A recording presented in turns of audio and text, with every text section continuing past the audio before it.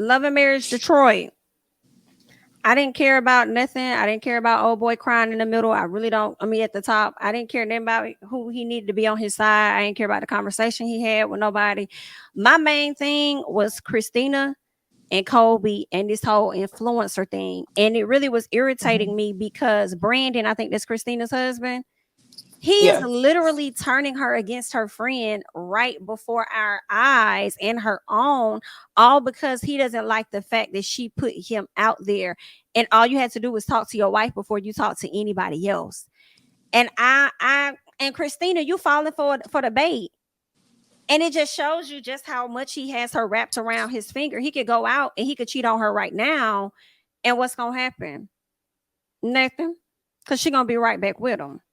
She already said that it's gonna take him leaving her in order for them to break up. And I was just like, girl, if you ain't about the dumbest, like if you ain't about the dumbest somebody I didn't ever seen, like honestly, I wish she one of them ones that I can't feel bad for, because to me, if a woman leaves or even like really threatens to leave, I find more respect and redemption in that than what Christina is doing, which is basically telling us and anybody that will listen that she's going to allow this man to mistreat her in whatever way he chooses because he's her husband.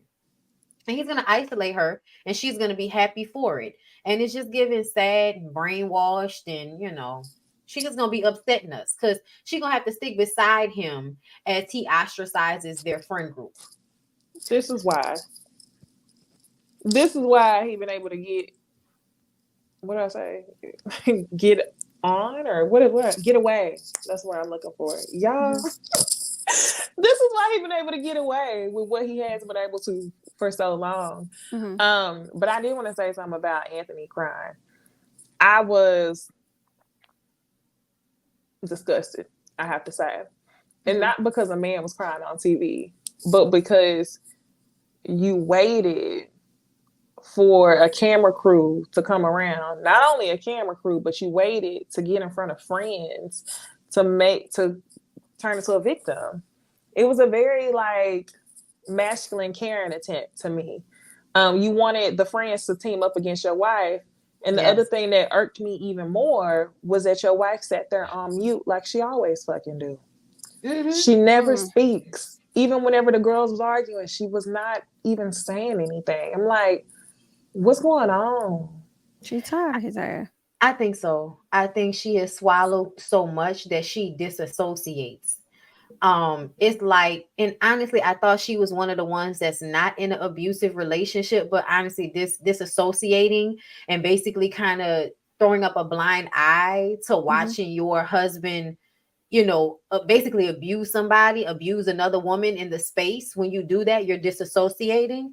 And that is like a abuse victim trait. Like that's something that they'll do. They'll just kind of ignore it because they don't want to deal with it. And I do feel like he's been emotionally manipulative to her. He may not be as disrespectful because he needs her financially. It is very clear that LaToya is the breadwinner and probably provided a lot of his early opportunities as far as like money making and the businesses and all of that type of shit, because it seemed like, you know, she's in charge of the girls over there, but she is, you know, making allowances and taking a back seat for Anthony's ego. And to me, I love the fact that her father, who seems to be a very balanced man, basically told him, yeah, I was doing my part taking care of your son and saw that he needed his father. So, yeah, I'm not changing my opinion on that because you felt attacked. And it just really showed him, it was a testament to how much of a man you're really not, because her own damn daddy is doing what you should have been doing, which is picking your son up from school every day. And then he's not allowing you to cry into, you know, forcing him into changing his mind on what's actually right in this situation, which is for you to have come back and been there for your family and not put your own selfish wants and needs ahead of your entire family's betterment. So the fact that he kept trying to make it seem like what he was trying to do was for the family, it was like, no, it wasn't, nigga. You was gone 8 months and LaToya said, you got a whole nother house. You up, pack your shit, Didn't tell her that you was gonna get another house like that. Like you really did it behind her back. And then he told he told Brandon that when he was out there, he wasn't answering her phone calls. He was ignoring her on purpose because he wanted to do what he wanted to do. And now that the family holds you accountable, which is what they should be doing, Exactly. you want to cry consistently. It's like, how long are we gonna be talking about this shit? If you're not gonna get over it, you might as well take your ass back to Atlanta and live the life you wanted to live. The life you wanted to live. She didn't say go back to Atlanta for the job you wanted. Because that's not what it's about. I feel like he tries to guilt trip her a lot ever since he came back, and that's probably another reason why she's just not moved. I feel like that's why she probably don't respond to a lot of shit that he do, especially when he doing it to other people, because all he gonna do is try and figure out a reason for it to be my fault or something. So I'm just gonna let me just shut the hell up. Yeah, that was a Karen behavior type of thing. You want everybody to feel bad for you. Right. My favorite part of the scene was Russell standing up for Kobe when he sat up there and at first of all checked Brandon and was like, if it was an issue, why you ain't saying nothing to me about it? He told me, so well, it didn't seem he said it wasn't a big issue, it's her deal or something like that. He said, bro, you ain't gotta say nothing else to you ain't gotta say nothing else to her.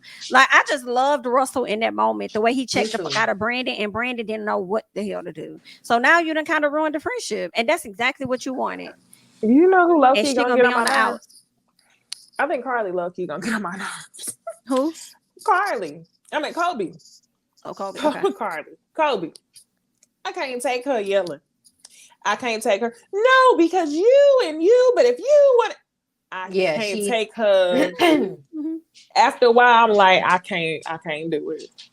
But I'm gonna tell you, even though I agree with you, it was the calmness in Christina's voice, the condescension that I think was really aggravating the fuck out of her.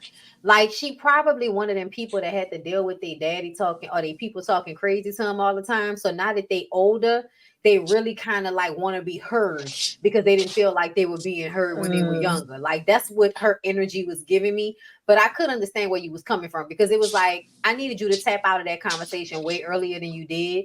Because it was circular, and I did feel like Christina just didn't want to be accountable for the fact that she didn't pick up the phone.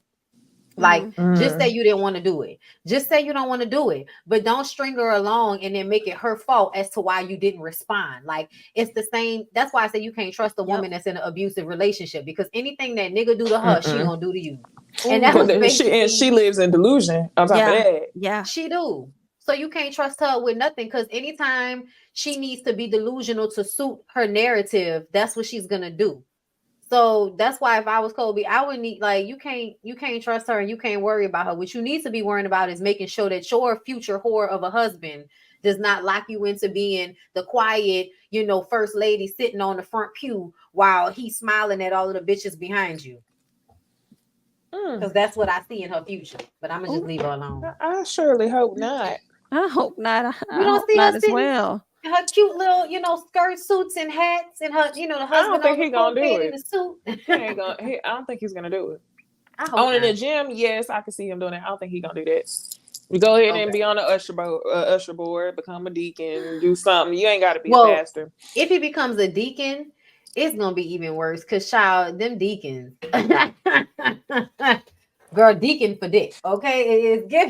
It's giving us the same access to the same women in the same suit, okay? Without half the work. He gonna be down for it. He gonna have his gym, and he gonna be on a reality show, and he gonna be he gonna be putting hands on people when they come down to the front to give their life over to Christ. Oh yes, he gonna be holding the Bible with his hand on your titties, okay? Good night. Late at night. Not in the wee hours of the morning. Okay, praying for the disabled, praying for the lost, the disenfranchised, then the horny.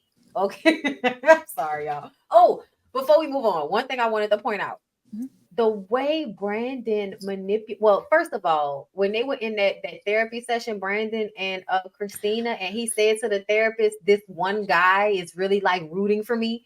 And I was like, you mean your fucking friend of 22 years that you always got fighting your battles for you? This one guy? It sounded like, I don't know. The way he worded that was like, it was kind of the way you would talk about, well, I don't feel there was support from my wife, or I'm not getting attention from my wife. So it's this one woman at work who makes me feel. That's what it sounded like he was saying. But you talking about your homeboy? I was like, and what did I tell y'all? His relationship with Anthony was coming from a space of manipulation. You knew you could get him riled up for you. You knew you could use him.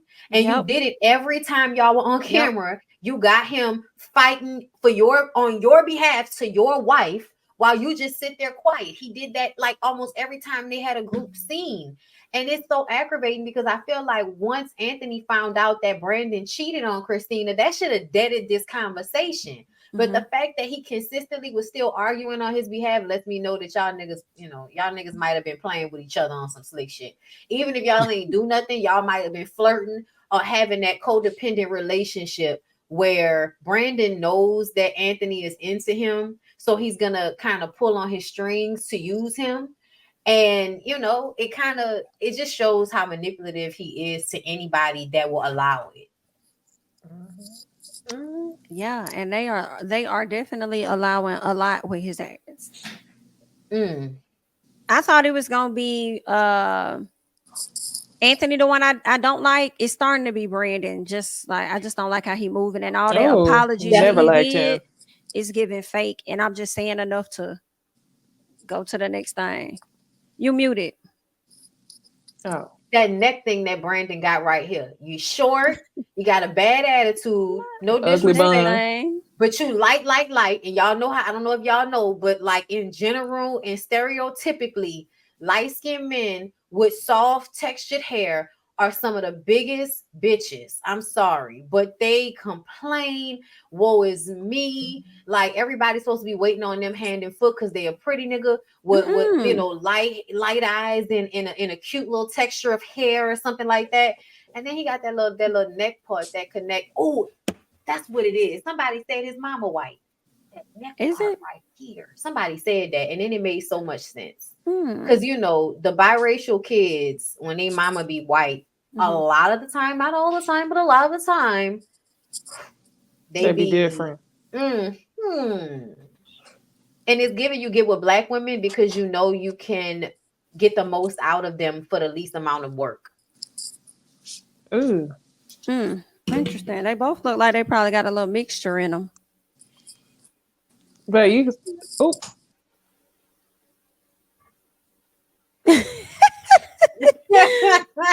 hilarious.